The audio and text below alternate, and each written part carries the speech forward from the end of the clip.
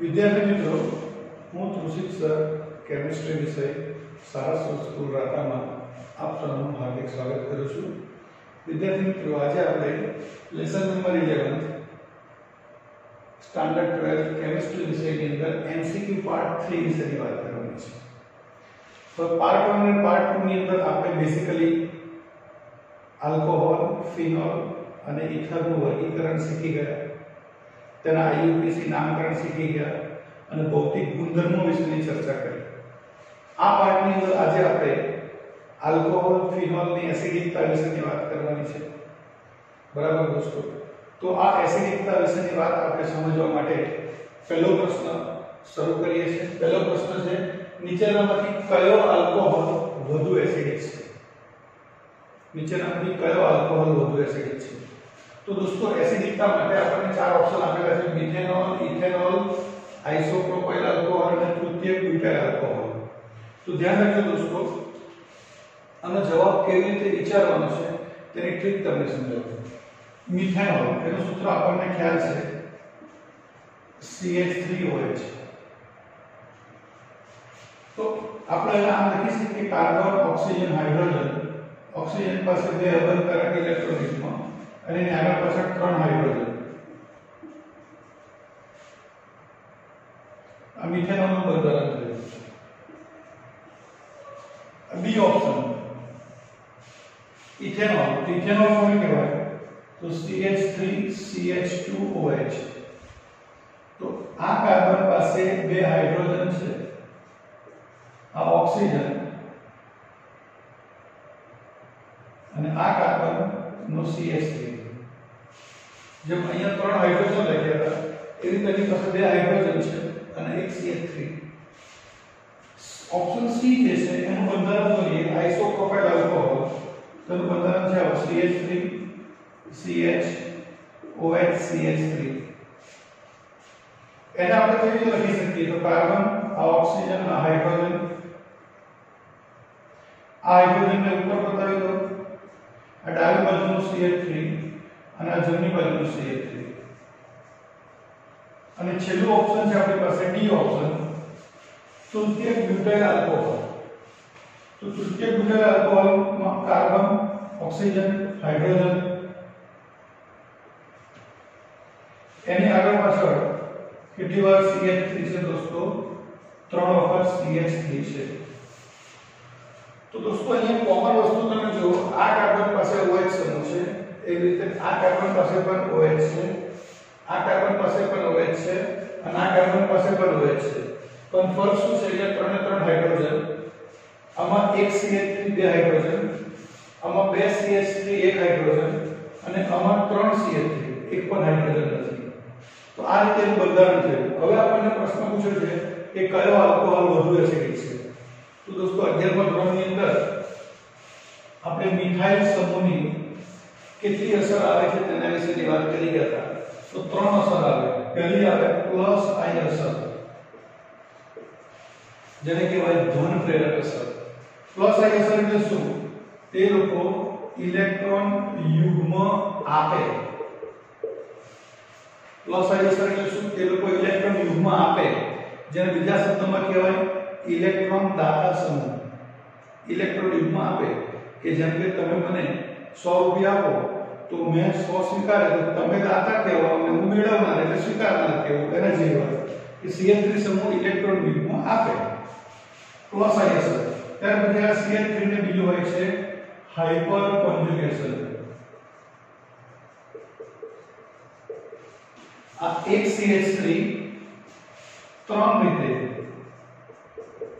Hyper કોન્જુગેશન બતાવે। આ એક, આ બે અને આ 3। અને બીજી આ CH3 જેમ જેમ વધે તેમ સ્ટેરિક અસર પણ વધે છે। સ્ટેરિક અસર એટલે દોસ્તો કહેવાય કે અવકાશી અસર। હવે ધ્યાન રાખજો, મેં કીધું કે તમારો ફોકસ ખાલી એના ઉપર કરવાનો છે કે CH3 એ પ્લસ આઈ અસર ધરાવે છે એટલે ઇલેક્ટ્રોન યુગ્મ આપે।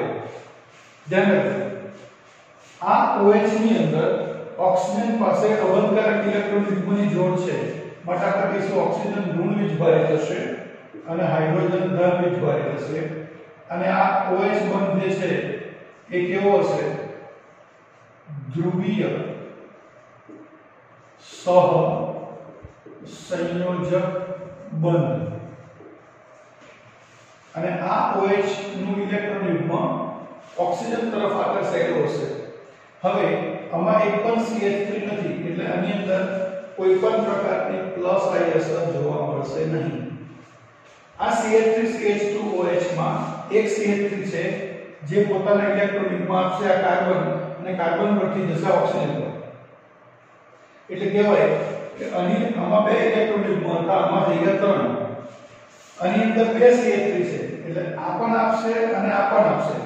તો અહીંયા ઇલેક્ટ્રોન યુગ્મ કેટલા થઈ જશે? કુલ 1 2 3 4 અને આની અંદર 3 CH3 છે એટલે અહીંયા 1 2 3. તો જો આની અંદર બે ઇલેક્ટ્રોન યુગ્મ આવ્યા, આમાં ઇલેક્ટ્રોન યુગ્મ 1 વધ્યો, આમાં 2 વધ્યા, આમાં 3 વધ્યા. આથી કહી શકીએ શું કે ઓક્સિજન પરમાણુ પર જેમ જેમ CH3 સમૂહની સંખ્યા વધતી જાય છે તેમ તેમ ઇલેક્ટ્રોનની ઘનતા પણ વધે છે. આથી આ OH બંધ બહુ જ પ્રબળતાથી આકર્ષાયેલો રહે માટે હાઇડ્રોજન ઝડપથી છૂટો પડતો નથી. અને આપણે જાણીએ છીએ દોસ્તો 11મા ધોરણમાં આવેલું 7મા ચેપ્ટરમાં આરએનએસના એસિડ બેઝ સિદ્ધાંતની વ્યાખ્યા કે એસિડના સંયોજનો જલીય દ્રાવણમાં H+ આયન સરળતાથી મુક્ત કરે છે. અહીંયા મેં તમને કીધું કે પ્રમાણે જેમ જેમ CH3 સમૂહની સંખ્યા વધી તેમ તેમ ઓક્સિજન પર ઇલેક્ટ્રોનની ઘનતા વધે છે અને આ ઇલેક્ટ્રોનની ઘનતા વધવાથી આ OH બંધની ધ્રુવીયતા પણ વધે છે. આથી આ હાઇડ્રોજન સરળતાથી દૂર થઈ શકતો નથી. કયા સંજોગોમાં? જેમાં CH3 વધારે હોય તેમાં સરળતાથી દૂર થતો નથી.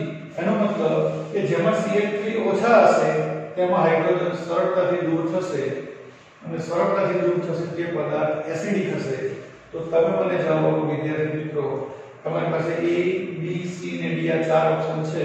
એમાં શેમાં હાઇડ્રોજન છે, શેમાં CH3 ઓછા છે? તો મિથેનોલમાં 3 એ 3 હાઇડ્રોજન છે માટે અહીંયા ઇલેક્ટ્રોનની ઘનતા ઓછી છે માટે આ હાઇડ્રોજન સરળતાથી દૂર થશે. બરાબર, માટે આપણે કહી શકીશું કે મિથેનોલ જે છે એ વધુ એસિડિક હશે. અને આ જે તૃતીયક બ્યુટાઇલ આલ્કોહોલ છે જેનું IUPAC નામ શું છે દોસ્તો? 2-મિથાઇલ પ્રોપેન 2-ઓલ એ ઓછો એસિડિક હશે. કેમ કે તેમાં CH3 સમૂહ વધારે છે, તેની સ્ટેરિક અસર વધારે છે, તેના હાઇપર કોન્જ્યુગેશન પણ વધારે છે, તેની પ્લસ આઈ અસર પણ વધારે છે. આથી ઇલેક્ટ્રોનની ઘનતામાં વધારે છે માટે OH સમૂહનો હાઇડ્રોજન સરળતાથી દૂર થતો નથી. માટે તમને આ પ્રશ્નમાં મેં પૂછ્યું કે વધુ એસિડિક, તો વધુ એસિડિક માટે જવાબ તમારો આવશે શું? A. આ પ્રશ્ન ચેન્જ કરી નાખીએ, વધુની જગ્યાએ એવું કરી નાખીએ ઓછો એસિડિક. ઓપ્શન આમાં 4 અને યાદ રાખજો દોસ્તો, ઓપ્શનમાં આવા બંધારણ નથી આપતા. ઓપ્શનમાં તમને નામ આપેલા છે એટલે તમને નામ પરથી બંધારણ દોરતા આવડતા હોવા જોઈએ. અમે બંધારણ પરથી જજમેન્ટ લીધું કે આની અંદર CH3 3 છે, આમાં એક જ નથી. એટલે ઘણા લોકોને આ નામ જોઈને પૂછવાઈ જાય કે એનું બંધારણ શું છે, પણ બંધારણ આપણને આવડે તો આનો જવાબ તરત લખી શકીએ. એટલે IUPAC નામ, સામાન્ય નામ, બંધારણ અને પ્રકાર આ 4 વસ્તુ પરફેક્ટ આવડતી હોવી જોઈએ, જે પહેલા અને બીજા વિડિયોમાં આપણે પરફેક્ટ શીખેલા છે. બરાબર, ઓકે. તો તમને વધુ એસિડિક પૂછ્યું તો જવાબ આવે ઓછો એસિડિક કરી નાખ્યું તો તમારો જવાબ થઈ જાય શું? D.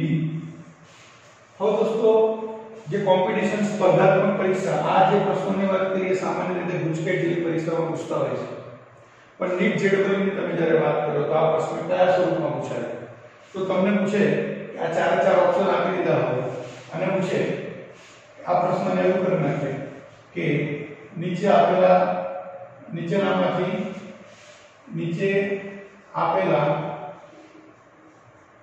આલ્કોહોલનો એસિડિકતા નો ચડતો ક્રમ કયો? આ 4 ઓપ્શન આપેલા છે A B C D. એનો તમારે સાચો ક્રમ પસંદ કરવાનો, ચડતો ક્રમ. તો ઘણા વિદ્યાર્થીઓને ખબર નથી દોસ્તો ચડતો ક્રમ એટલે શું. તો ચડતો ક્રમ એટલે નાનીથી મોટો.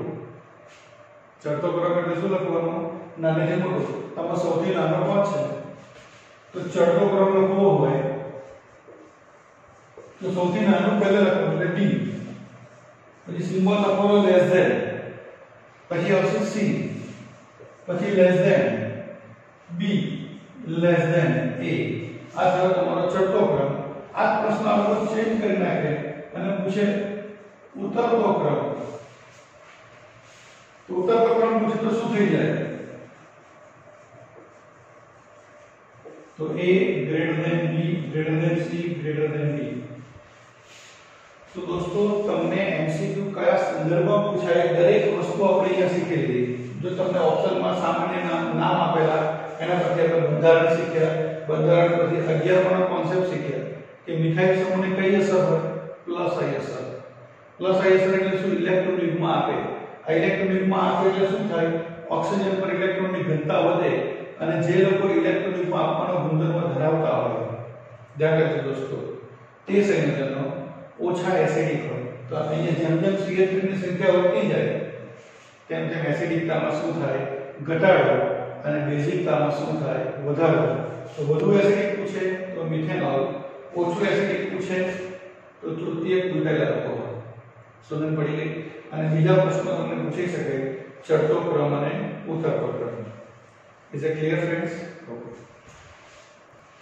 વિદ્યાર્થી મિત્રો, હવે આપણે બીજા પ્રશ્નની ચર્ચા કરીએ.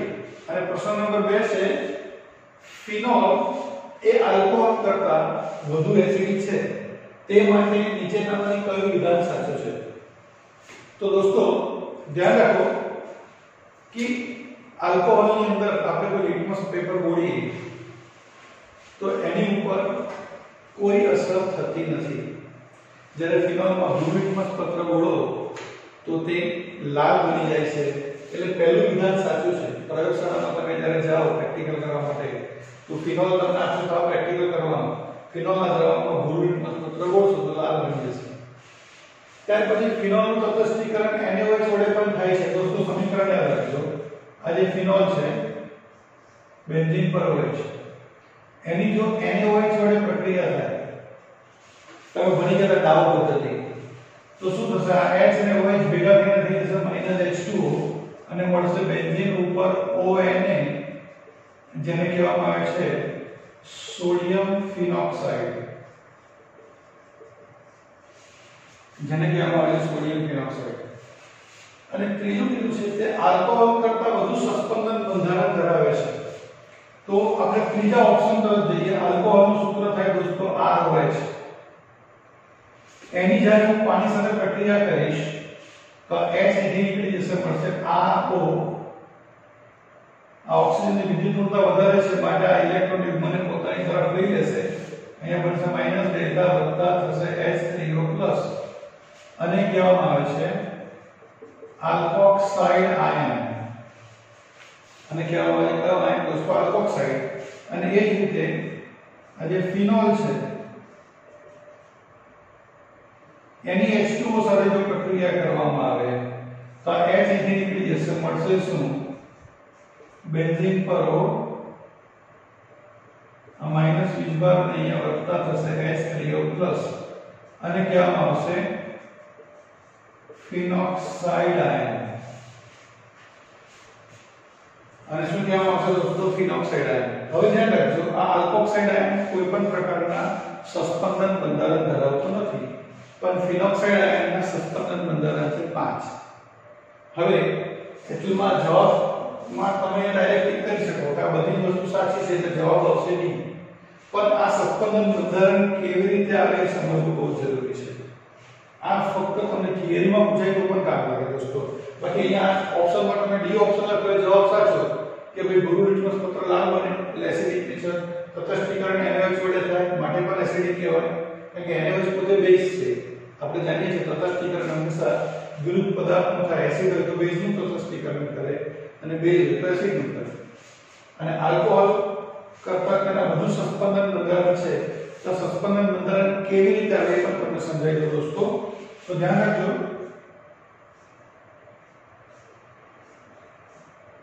આ તમારો બેન્ઝીન છે. બેન્ઝીનમાં આ જે ચક્ર જે અંદર બિંદુ દોરીએ છે તે બતાવે છે એકાંતરે દ્વિબંધ. એકાંતર એટલે એક છોડીને એક.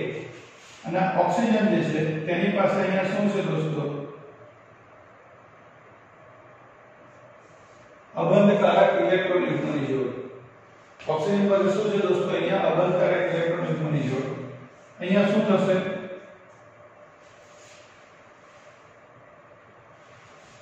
તો ધ્યાન રાખજો, સસ્પેન્શન બંધારણનો આ એરો છે. એક વખત નીટ ની એક્ઝામ ની અંદર પૂછ્યું હતું કે નીચેનામાંથી સસ્પેન્શન બંધારણ કઈ સંખ્યા વડે દર્શાવાય? તો વચ્ચે એક લાઈન અને બે બાજુ એરો એ સસ્પેન્શન બંધારણનું શું છે દોસ્તો? ચિહ્ન છે. સસ્પેન્શન બંધારણ એટલે અહીંયા જેટલા બંધારણ દોરીશું એ બધા જ આના માટે સાચા છે એવું સમજવાનું. એને કહેવાય સસ્પેન્શન બંધારણ. ઓકે, હવે ધ્યાન રાખજો, આપણી પાસે જે ફિનોલ એનું સસ્પેન્શન બંધારણ કેવી રીતે થાય? તો આ 3 ઇલેક્ટ્રોન યુગ્મની જોડમાંથી એક ઇલેક્ટ્રોન યુગ્મની જોડ એ આ કાર્બન અને ઓક્સિજન વચ્ચે આવશે અને આ પાઈ બોન્ડ જે છે એ બીજા કાર્બન પાસે આવી જશે. એટલે અહીંયા થશે શું? ધ્યાન રાખજો દોસ્તો, આ જે એક બંધ હતો અને બીજું આ ઇલેક્ટ્રોન યુગ્મની જોડાઈ એટલે બીજો બંધ થઈ ગયો. ઓક્સિજન પાસે જે ત્રણ જોડ હતી એની જગ્યાએ હવે જોડ કેટલી થઈ ગઈ? 2. એક નીકળી ગઈ અને આ પાઈ બંધ છે એ અહીંયા આવી જશે અને ઋણ વીજભાર પણ અહીંયા આવી જશે. અહીંયા હવે 3 બંધ હતા એની જગ્યાએ થઈ ગયા કેટલા? 2 બંધ. સમજ પડી? ઓકે, હવે શું થશે? આ જોડ અહીંયા આવશે અને આ પાઈ બંધ અહીંયા આવી જશે. તો તમને આ રીતનું બંધારણ જોવા મળશે મિત્રો. આ ડબલ બોન્ડ અહીંયા ઓક્સિજન અને ઇલેક્ટ્રોન યુગ્મની જોડ અને અહીંયા ઋણ વીજભાર. હવે આ બે કાર્બન વચ્ચે જશે અને આ પાઈ બંધ છઠ્ઠા કાર્બન પર આવશે. તો તમને આ રીતનું સસ્પેન્શન બંધારણ જોવા મળશે મિત્રો.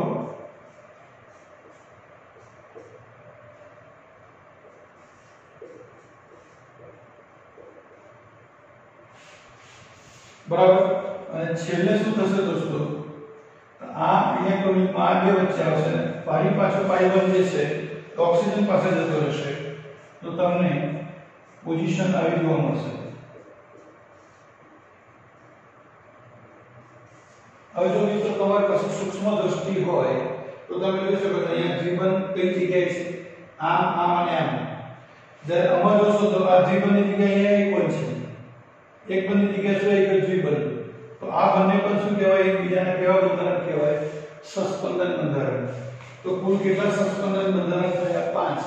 અને જો સસ્પેન્શન બંધારણમાં બીજા, ચોથા અને છઠ્ઠા સ્થાન પર ઋણ વીજભાર હોય તો વધુ એસિડિક અને ધન વીજભાર હોય તો ઓછા એસિડિક. ધ્યાન રાખજો, 13મા ચેપ્ટરમાં કામ લાગશે. 13મા ચેપ્ટરમાં બધી જગ્યાએ ધન વીજભાર આવશે. તો એ ઓછા એસિડિક એટલે વધુ બેઝિક કહેવાય, જ્યારે આ વધુ એસિડિક એટલે કહેવાય ઓછા બેઝિક. સમજ પડી? તો દોસ્તો આ રીતે સસ્પેન્શન બંધારણ છે. આ પ્રેક્ટિસ કરજો અને ભૂલ થાય તો આપણે એકવાર દોસ્તો તો ખ્યાલ આવશે તમે કઈ જગ્યાએ ભૂલ કરો છો. ઓકે ફ્રેન્ડ્સ, આગળ વધીએ. વિદ્યાર્થી મિત્રો, હવે આપણે સમક્ષ નેક્સ્ટ ક્વેશ્ચન છે. નીચેનામાંથી કયું સંયોજન વધુ એસિડિક છે? અને ઓપ્શન આપ્યું છે આ બેન્ઝીન પર OH. આ 4 ઓપ્શન આપેલા છે. તો સૌપ્રથમ દોસ્તો આપણે આ દરેકના નામ ખબર હોવા જોઈએ. પહેલો ઓપ્શન ને કહેવાય ફિનોલ, બીજો ઓપ્શન ને કહેવાય ઓર્થોનાઇટ્રોફિનોલ, ત્રીજો ઓપ્શન ને કહેવાય 2,4-ડાયનાઇટ્રોફિનોલ અને ચોથા ઓપ્શન ને કહેવાય 2,4,6-ટ્રાઇનાઇટ્રોફિનોલ. પી એટલે ફિનોલ અને આ જે છે પહેલો ઓપ્શન છે શું છે દોસ્તો? ફિનોલ.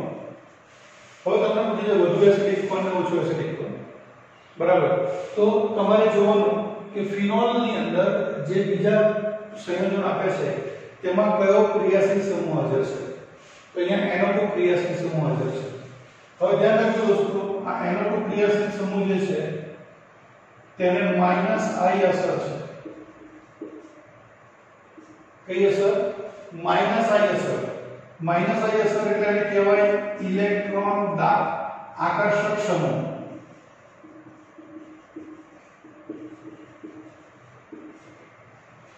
સાથે સાથે એને -R અસર પણ છે.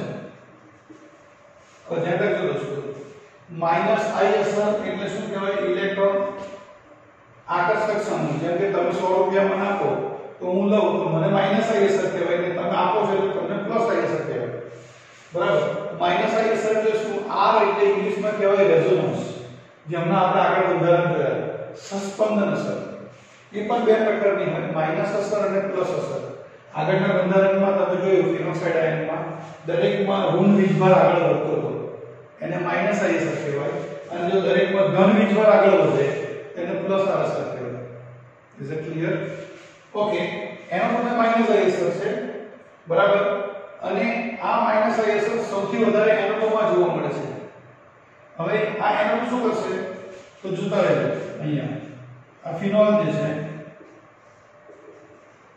એના ઇલેક્ટ્રોનિક મળશે એનોડ એ પોતાની તરફ ખેંચે તો જો આમાં એક એનોડ છે આમાં બે એનોડ છે આમાં કેટલા એનોડ છે ત્રણ એનોડ તો જેમ જેમ એનોડની સંખ્યા વધે તેમ તેમ ઓક્સિજન પરના ઇલેક્ટ્રોનિકમાં શું થશે ખેંચાશે એટલે આપણે લખીશું કે ઇલેક્ટ્રોનની ઘનતા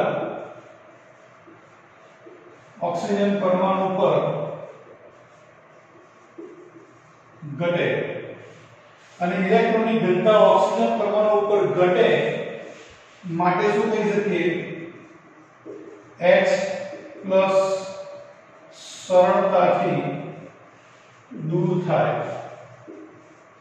માટે લખી શકાય એસિડિકતા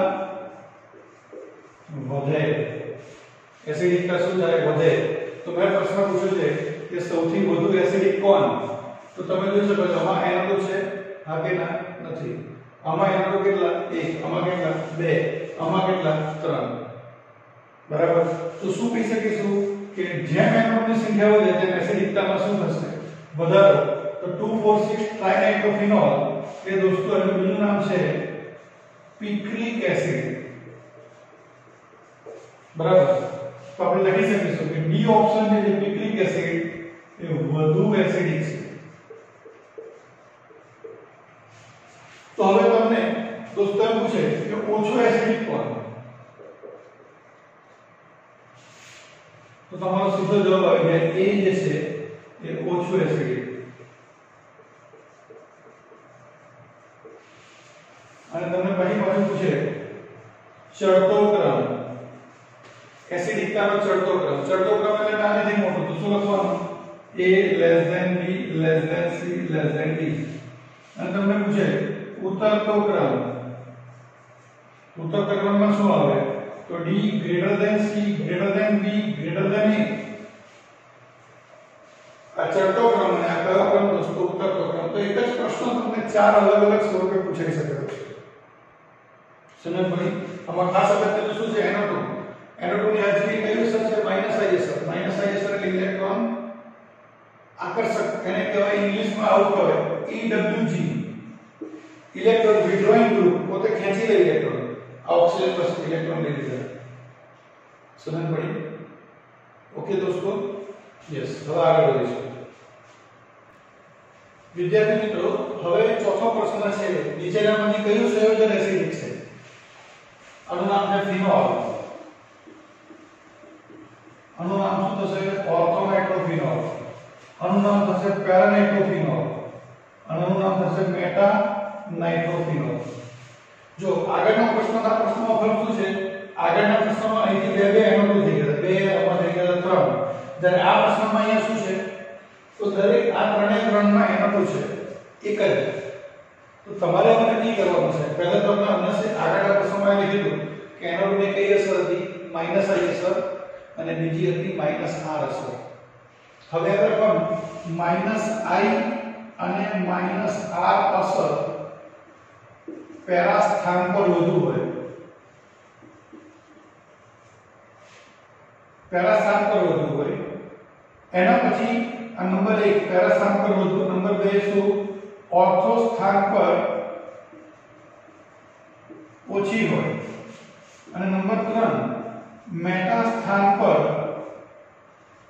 ફક્ત માઈનસ આઈ અસર હોય માઈનસ આર અસર હોતી નથી। યાદ રાખો દોસ્તો, કોઈ પણ સંયોજનનું મેટા સ્થાન હોય, આ મેટા સ્થાન એટલે ત્રીજું સ્થાન, ત્યાં આગળ સસ્પંદન અસર કામ કરતી નથી। પછી તે -i અસર હોય કે +r અસર, -r અસર હોય કે +r અસર હોય, એ મેટા સ્થાન પર કામ કરતી નથી। તો અહીંયા તમે જોઈ શકો છો, આ ફિનોલ છે, આ છે ઓર્થોનાઇટ્રોફિનોલ, આ છે પેરાનાઇટ્રોફિનોલ અને આ છે મેટાનાઇટ્રોફિનોલ। દોસ્તો ધ્યાન રાખજો। તો તમે શું કહી શકશો આની અંદર? What you can say? તમારો જવાબ શું આવશે દોસ્તો? તો પેરા સ્થાન પર -i અને -r અસર સૌથી વધારે છે, ઓર્થો સ્થાન પર -i અને -r અસર પેરા કરતા ઓછી હશે, જ્યારે મેટા સ્થાન પર ફક્ત -i અસર હશે। જ્યારે OH ની અંદર NO2 છે જ નહીં, માટે OH જે ફિનોલ છે એ સૌથી ઓછો એસિડિક હશે આ ત્રણેયની સરખામણીમાં, અને સૌથી વધુ એસિડિક કોણ હશે? પેરાનાઇટ્રોફિનોલ। કેમ કે પેરા સ્થાન પર -i અને -i અસર, r અસર બંને જોવા મળે છે વધુ। બરાબર, આપણે લખીશું પહેલો પ્રશ્ન પૂછે વધુ એસિડિક કોણ? તો તમારો જવાબ આવશે શું? C। પૂછે ઓછું એસિડિક કોણ? તો તમે લખી શકશો A। પછી પૂછે એસિડિકતાનો ચડતો ક્રમ, ચડતો ક્રમ એટલે નાનેથી મોટો, તો સૌથી નાનો કોણ? A। પછી લેસ ધેન, આ ત્રણમાં સૌથી ઓછું કોણ? તો D। પછી કોણ આવશે? B। અને પછી કોણ આવશે? C। અને પૂછે ઉત્તરતો ક્રમ, તો શું આવશે? C greater than B greater than D greater than A। એક જ પ્રશ્ન છે, અલગ અલગ છે, આગળના પ્રશ્નમાં આપણે ચાર પ્રશ્નો કાઢ્યા છે, ચડતો ક્રમ અને ઉતરતો ક્રમ। ધ્યાન રાખજો દોસ્તો, નીટ જેડબલ્યુ માં આવું વધારે પૂછાય, કેમ કે વિદ્યાર્થી પૂછવાઈ જાય પછી ઓપ્શન બે રીતના આપેલા હોય, આવું આપ્યું હોય ને આવું આપેલું હોય। જો બંને જવાબ સાચા છે, પણ ચડતો ક્રમ પૂછે તો આ ક્રમ સાચો આવે અને ઉતરતો ક્રમ પૂછે તો આ જવાબ સાચો આવે। એટલે તમને એ પણ ચેક કરે કે તમને ગ્રેટર ધેન અને લેસ ધેન ચિહ્નમાં સમજણ પડે છે કે નહીં, એ રીતે પણ ચેક કરતા હોય છે। બરાબર, આ નાની વસ્તુ છે પણ બહુ અગત્યની છે। બરાબર, એક ખોટું એટલે 5 માર્ક જાય। તો પછી કેમ 5 માર્ક? તમને ખ્યાલ છે 0.25% નેગેટિવ સિસ્ટમ, 4 માર્ક ઉડી ગયા, એ સાથે ક્લિયર જાય ને એટલે ટોટલ 5 જાય। ધ્યાન રાખજો। બરાબર, ઓકે વિદ્યાર્થી મિત્રો, નેક્સ્ટ ક્વેશ્ચન છે, નીચેનામાંથી કયું સંયોજન વધુ એસિડિક છે? તો જવાબ શું આવશે? તો જો ફિનોલ છે ઓપ્શન, આનું નામ થાય ઓર્થો બ્રોમોફિનોલ, આનું નામ થાય 2,4-ડાયબ્રોમોફિનોલ અને આનું નામ થાય 2,4,6-ટ્રાયબ્રોમોફિનોલ। હવે ધ્યાન રાખજો દોસ્તો, આ જે હેલોજન પરમાણુ છે, હેલોજન X બ્રોમિન હેલોજન માં આવે, હેલોજન ને -i અસર હોય, સાથે સાથે +r અસર હોય। હેલોજન ને કઈ અસર હોય? -i અસર, સાથે સાથે કઈ અસર હોય? +r અસર। બરાબર, ધ્યાન રાખજો। પણ અહીંયા તો બધા હેલોજન પરમાણુ છે, તો હેલોજન પરમાણુ જેમ જેમ વધતા જાય -i અસર શું કરે? તો આ OH માંના ઓક્સિજન પરના ઇલેક્ટ્રોનને પોતાની તરફ ખેંચી લે, જેને કારણે અહીંયા ઇલેક્ટ્રોનની ઘનતા ઘટે, અને અહીંયા ઘનતા ઘટે તો હાઇડ્રોજન જલ્દી છૂટો પડી જાય, અને હાઇડ્રોજન જલ્દી છૂટો પડી જાય તો એસિડિકતામાં શું થશે? વધારો। બરાબર, તો જેમ જેમ બ્રોમિનની સંખ્યા વધતી જશે તેમ તેમ શું થશે દોસ્તો? એસિડિકતામાં વધારો થશે। તો વધુ એસિડિક કયો થશે? તો તમારો જવાબ આવશે D। પૂછે ઓછું એસિડિક કયો? તો તમારો જવાબ આવશે A। અને પછી પાછું આ તો લખવાનું હોય, કોઈ પણ પ્રશ્નમાં આ છોડવાનું નહીં, ચડતો ક્રમ અને ઉતરતો ક્રમ જ્યાં શક્ય હોય ત્યાં। અહીંયા ચડતો ક્રમ શું થશે? નાનેથી મોટું, A less than B less than C less than D। ઉતરતો ક્રમ તો શું થાય? D greater than C greater than B greater than। તો ચડતો ક્રમ અને આ ઉતરતો ક્રમ। ઓકે ફ્રેન્ડ્સ, હવે આપણે નેક્સ્ટ ક્વેશ્ચનની વાત કરીશું। વિદ્યાર્થી મિત્રો, નેક્સ્ટ ક્વેશ્ચન છે, નીચેનામાંથી કયું સંયોજન વધુ એસિડિક છે? પાછું ઇંગ્લિશ વધુ એસિડિક, પણ પ્રશ્નના અંદર ઓપ્શન બદલાઈ જાય છે દોસ્તો, ધ્યાન રાખજો। એટલે આ વિડિયો તમે જોયો આખે છેલ્લે સુધી, એટલે તમારે એટલું સમજવાનું કે અહીંયાથી નીટ જેડબલ્યુ ને એમસીક્યુ માં દર વર્ષે એક ક્વેશ્ચન પૂછે છે, એક ક્વેશ્ચન પૂછે એટલે એના માર્ક આપણા કન્ફર્મ થઈ જાય, બરાબર. અને આમાં કઈ બહુ મોટા એ નથી ઢાળ મારવાની, ખાલી શાંતિથી તમારે સમજવાનું છે કયો ક્રિયાશીલ સમૂહ છે, બરાબર. આનું નામ છે દોસ્તો શું? ફિનોલ. આનું નામ થશે 2 મિથાઇલ ફિનોલ. આનું નામ થશે 2,4 ડાયમિથાઇલ ફિનોલ અને છેલ્લાનું નામ થશે 2,4,6 ટ્રાયમિથાઇલ ફિનોલ.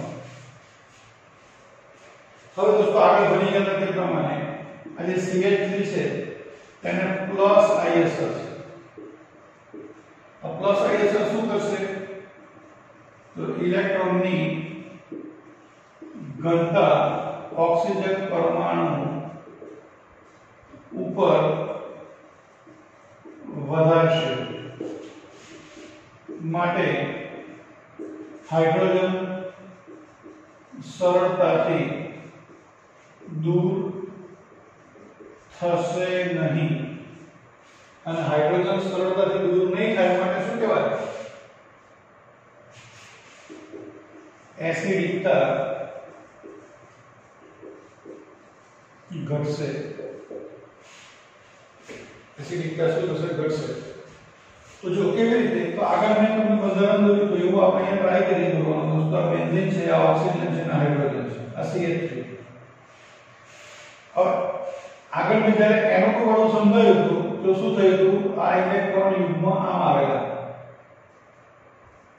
NO2 બાજુ જતા અને જો અહીંયા CH3 હોય તો ઇલેક્ટ્રોન યુગ્મ આમ જાય. જો એરો આમ આવ્યો અને આ ઉપરની તરફ. સમજ પડી? ઓકે ને? તો આ નીચે તરફ એરો આવેલા અહીંથી ઇલેક્ટ્રોન ગયા અને ઉપર ઓક્સિજન તરફ ઇલેક્ટ્રોન જાય તો અહીંયા ઇલેક્ટ્રોન ઘનતા વધે. તો આ સંજોગોમાં ઓછા એસિડિક થાય અને આ કેવા કહેવાય? વધુ એસિડિક. બરાબર. તો જો દોસ્તો અહીંયા તમે સમજી શકો છો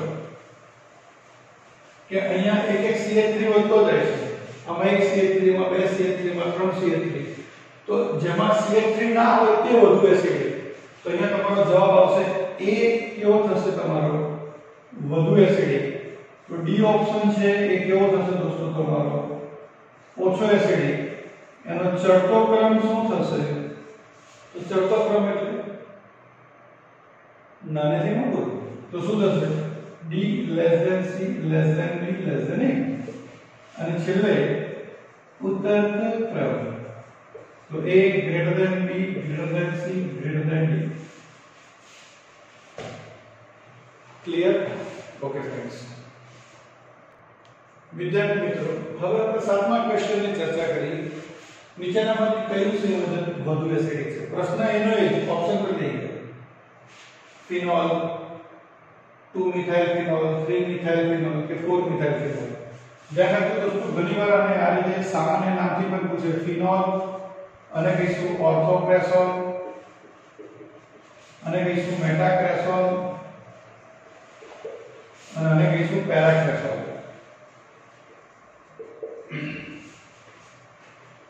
ઓર્થોક્રેસોલ, મેટાક્રેસોલ અને પેરાક્રેસોલ. સમજ પડી દોસ્તો? શું આવશે એની અંદર?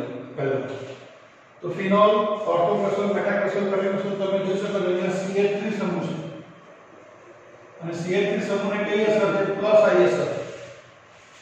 પ્લસ ISR શું કરે દોસ્તો? તમારા આપણે બની ગયા ઇલેક્ટ્રોનની ઘનતા વધારે ઓક્સિજન પરમાણુ પર, માટે આપણે કહી શકીએ એસિડિકતા ઘટે. માટે શું થાય દોસ્તો? એસિડિકતા ઘટે. તો તમે જોઈ શકો છો આમાં એક CH3, આમાં પણ CH3, આમાં પણ એક CH3, જ્યારે આમાં CH3 નથી. તો આ ત્રણની એસિડિકતા ફિનોલ કરતા કેવી હશે? ઓછી હશે.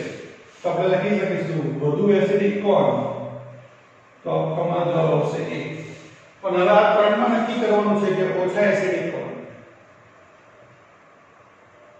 તો આગળ આપણે શીખી જશે તો -ISR તો પેરા, ઓર્થો ને મેટા.